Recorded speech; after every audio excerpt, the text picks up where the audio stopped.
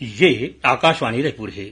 छत्तीसगढ़ी समाचार बुलेटिन के संग धर्मेंद्र दुबे के जय जोहार। आज के प्रमुख समाचार। संसद के बजट सत्र आज ले शुरू। काली पेश करे जाही केंद्रीय बजट। प्रदेश में किसान मन ले समर्थन मूल्य में 1 नवंबर ले शुरू हुए धान खरीदी के काम आज सिरागे। काली 30 जनवरी तक 107 लाख मीट्रिक टन धान के खरीदी।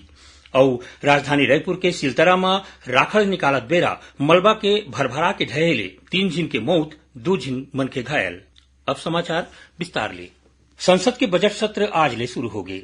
6 अप्रैल तक चलैया इस सत्र में 27 बैठक होही। त उन्हें बछर 2023-24 के केंद्रीय बजट काली पेश करे जाही। संसद के केंद्रीय कक्ष में दोनों सदन के संयुक्त बैठक ला संबोधित करत राष्ट्रपति हकीन कि भारत में स्थिर, निडर और बेरा में फैसला लेवैया सरकार हवय। ओमन कहिन कि देश में ऐसा सरकार है जौन ह ईमानदार मनखे मन के सम्मान करथे और गरीब मनखे मन के समस्या मन ऊपर काम करत है। भारत के G20 अध्यक्षता ले ऊपर राष्ट्रपति कहिन कि एक पृथ्वी, एक परिवार, एक भविष्य के मंत्र के संगे संग देश G20 के सदस्य देश के मदद ले ए बेरा जौन समस्या चलत है ओला सुलझाए के प्रयास करत है। संसद में आज वित्तीय बछर 2022-23 के आर्थिक सर्वेक्षण पेश करेगी। सर्वेक्षण के मुताबिक चालू वित्त बछर में भारतीय अर्थव्यवस्था में 7% के दर ले बढ़ोतरी की संभावना है। बजट सत्र शुरू होए के पहली संसद के बाहर प्रधानमंत्री नरेंद्र मोदी हकीन कि सरकार के एकमात्र ध्येय भारत प्रथम, नागरिक प्रथम हवय। प्रदेश में किसान मन ले समर्थन मूल्य में धान खरीदी के काम आज सिरागे। काली 30 जनवरी तक प्रदेश में 23,39,000 किसान मन ले 107 लाख मीट्रिक टन धान के खरीदी करे जा चुके हैं। एकर एवज में किसान मन ला 22,000 करोड़ रुपया दे गे है। खाद्य विभाग के अधिकारी मन बताइन कि एसो राज्य में 24,98,000 किसान मन पंजीयन कराए रहिस, जेमा ले 2,32,000 नवा किसान मन शामिल हो है। उन्हें एसो राज्य में 135 ठिन नवा धान खरीदी केंद्र शुरू करेगिस। जानवा के मुताबिक सामान्य धान के भाव 2,040 रुपया प्रति क्विंटल और ग्रेड ए धान के भाव 2,060 रुपया प्रति क्विंटल राखे गे रहिस। राज्य सरकार है 110 लाख मीट्रिक टन धान खरीदी के लक्ष्य राखे रहीन। प्रदेश में धान पिसाए के काम 1 नवंबर ले शुरू हुए रहिस। राजधानी रायपुर के सिलतरा में राखड़ निकालत बेरा मलबा के भरभरा के ढहे ले 2 जिन माई लोगिन के संग 3 जिन लोगन मौत के हो गए तो उन्हें 2 जिन आने मन के मन घायल हो गए है। जानवा के मुताबिक सिलतरा स्थित एक प्राइवेट कंपनी के राख ला सड़क के तीर में राखे गए रहिस, जेला 5 जिन लोगन मन निकाले बर गड्ढा में उतरे रहीन। यही दौरान मलबा उखर मन ऊपर गिर गए। ए घटना ऊपर मुख्यमंत्री भूपेश बघेल दुख जताए है। ओमन घायल मन के बने इलाज के संगे संग जरूरी निर्देश अधिकारी मन लते है। सारंगढ़ बिलाईगढ़ जिला में आज एक झिन मानसिक रोगी मनखे ASI ऊपर डंडा ले हमला कर दिन, जेकर ले ओकर मौत हो गई। जानवा के मुताबिक सरिया थाना क्षेत्र में पदस्थ ASI DN साहू कोनो काम ले चौक कोती जावत रहीन। यही दौरान एक झिन मानसिक रोगी मनखे ओकर सिर ऊपर डंडा ले हमला कर दिन। गंभीर रूप ले घायल होए के बाद ओमन ला अस्पताल में भर्ती कराए गए रहिस। इलाज के दौरान ओकर मौत हो गई। पुलिस आरोपी ला गिरफ्तार कर ले है। केंद्रीय सूचना और प्रसारण मंत्रालय प्राइवेट प्रसारक मन बर सलाह जारी करे है। मंत्रालय सैटेलाइट टीवी चैनल और उखर प्रसारक मन के संग विचार विमर्श करे है, जेमा कहे गे है कि हर दिन 30 मिनट के लोक सेवा के प्रसारण करे बर पड़ही। आने बेरा के प्रसारण में राष्ट्रीय विषय, शिक्षा, कृषि और ग्रामीण विकास, महिला कल्याण, पर्यावरण के संगे संग सांस्कृतिक विरासत जैसन विषय ला शामिल करना होही। प्रसारण सेवा पोर्टल में प्रसारक मन ला एक ठिन मासिक रिपोर्ट ऑनलाइन जमा करे बर पड़ही। छत्तीसगढ़ी समाचार बुलेटिन आप मन आकाशवाणी रायपुर ले सुनत हो। छत्तीसगढ़ के खबर ले है आपके वास्ता और खबर के विश्वसनीयता ले है हमार वास्ता। आकाशवाणी समाचार रायपुर के प्रादेशिक समाचार बुलेटिन के संगे संग हमार समसामयिक कार्यक्रम आप रेडियो के संग अपन मोबाइल में घलो सुन सकत हो। आकाशवाणी समाचार फेसबुक, ट्विटर और यूट्यूब में घलो हावय। हमार फेसबुक पेज हरे Chhattisgarh news on AIR, Twitter handle CGAIR news और हमार यूट्यूब चैनल हरे छत्तीसगढ़ AIR न्यूज। तो अब रेडियो के संगे संग आपके मोबाइल के माध्यम ले हम आप तक पहुंचत हन। छत्तीसगढ़ के हर खबर पर सुनत रहो आकाशवाणी समाचार। अब आगू बाढ़ों बाँचे समाचार होती। भारतीय जनता युवा मोर्चा भाजयुमो के प्रदेश स्तरीय प्रशिक्षण सत्र के आयोजन 29 ले 31 जनवरी तक राजनांदगांव में हुई। प्रशिक्षण वर्ग में भारतीय जनता युवा मोर्चा के अवैया कामकाज ऊपर गोट बात हुई।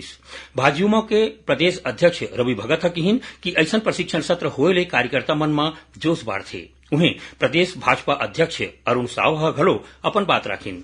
प्रशिक्षण के दौरान पार्टी के प्रदेश सह प्रभारी नितिन नवीन भ्रष्टाचार के खिलाफ युवा मन ला आगू आए के बात कहिन। प्रशिक्षण सत्र में राष्ट्रीय सह संगठन मंत्री शिव प्रकाश, क्षेत्रीय संगठन मंत्री अजय जामवाल के संगे संग सांसद, विधायक और पदाधिकारी मन घलो आए रहिन।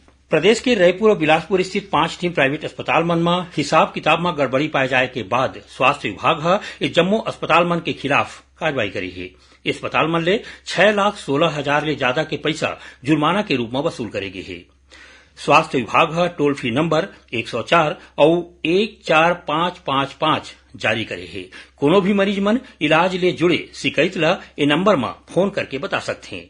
जानवा के मुताबिक केंद्र सरकार के आयुष्मान भारत योजना और छत्तीसगढ़ सरकार के डॉक्टर खूबचंद बघेल स्वास्थ्य योजना में पंजीकृत प्राइवेट अस्पताल के ऑडिट बेरा बेरा में करे जाते। रायपुर के साइंस कॉलेज मैदान में चले 3 दिन के राज्य स्तरीय युवा महोत्सव काली सिरागे। ये महोत्सव में 38 ठिन कार्यक्रम मन में प्रदेश के 2300 प्रतिभागी मन अपन प्रतिभा के प्रदर्शन करीन। समापन कार्यक्रम ला संबोधित करत खेल और युवा कल्याण मंत्री उमेश पटेल कहिन कि युवा महोत्सव में प्रदेश के आने आने कला, खेल और यहाँ के लोगन मन के प्रतिभा ला एक मंच में लाए के प्रयास हवे। ओमन कहिन कि युवा महोत्सव अब हर साल होही। समापन कार्यक्रम में खेल मंत्री विजेता प्रतिभागी मन ला प्रमाण पत्र और प्रतीक चिन्ह दिन। रायपुर विकास प्राधिकरण के संचालक मंडल के बैठका में लोगन मन ले जुड़े कतकोन फैसला ले गे है, जेमा बकाया सरचार्ज पैसा ला एकमुश्त भुगतान करे ऊपर आवासीय राशि के भुगतान में 50% और व्यावसायिक भवन के भुगतान में 30% के छूट दे जाही। ये छूट 31 मार्च तक प्रभावी रही। संगे संग 15% के चक्रवृद्धि दर ले लेवैया सरचार्ज ला घलो घटा देगे है। रायपुर प्रेस क्लब के कार्यकारिणी पदाधिकारी मन के चुनाई बर मतदाता सूची के आखिरी प्रकाशन 10 फरवरी को होही। एकर पहली आज मतदाता सूची के प्रारंभिक प्रकाशन करेगिस। दावा आपत्ति पेश करे के आखिरी तारीख 7 फरवरी राखे गए है।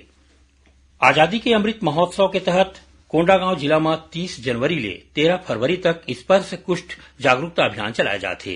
एमा कल स्वास्थ्य विभाग डहार ले जन जागरूकता रैली निकालेगिस। अभियान में गांव के लोगन मन के संगे संग स्कूल के लइका मन ला कुष्ठ उन्मूलन के बारे में जागरूक करे जाथे। भिलई के सेक्टर 5 स्थित शहीद स्मारक उद्यान में 2 फरवरी के सद्भावना क्रॉस कंट्री रेस के आयोजन करे जाही। थैंक यू भिलाई फाउंडेशन कोती ले राखे गए ए दौड़ में प्रदेश के आने आने जिला ले आए प्रतिभागी मन शामिल होही। त उहें आने उम्र वर्ग में चित्रकला प्रतियोगिता और प्रश्नोत्तरी के कार्यक्रम घलो होही। अब थोड़कुन समाचार सार में। राष्ट्रपति भवन के अमृत उद्यान आज ले आम लोगन मन बर खोल देगे है। राष्ट्रपति आजादी के 75 साल पूरा होए ऊपर आजादी का अमृत महोत्सव में राष्ट्रपति भवन के मुगल गार्डन ल अमृत उद्यान के नाव ते है। भारतीय सेना डहार ले होए अग्निवीर भर्ती में राजनांदगांव जिला के 15 झिन युवा मन ला चुने गए है। पूर्व सैनिक संगठन ए युवा मन ला मोहारा मैदान में मुफ्त में प्रशिक्षण दे रहीन। जवाहर नवोदय विद्यालय में 6वीं कक्षा में प्रवेश परीक्षा पर ऑनलाइन पंजीयन के तारीख ला 31 जनवरी ले बढ़ा के 8 फरवरी कर दे गए है और रायपुर जिला के ग्राम पंचायत हसदा में 2 फरवरी के जिला स्तरीय रामायण प्रतियोगिता राखे गए है। आखिर में प्रमुख समाचार एक गांव फेर। संसद के बजट सत्र आज ले शुरू। काली पेश करे जाही केंद्रीय बजट। प्रदेश में किसान मन ले समर्थन मूल्य में 1 नवंबर ले शुरू होए धान खरीदी के काम आज ले सिरागे। काली 30 जनवरी तक 107 लाख मीट्रिक टन धान के खरीदी। और राजधानी रायपुर के सिलतरा में राखड़ निकालत बेरा मलबा के भरभरा के ढहेली 3 झिन के मौत, 2 झिन मन के घायल। एक संग छत्तीसगढ़ी समाचार बुलेटिन इहे सिरावत है। जय जोहार।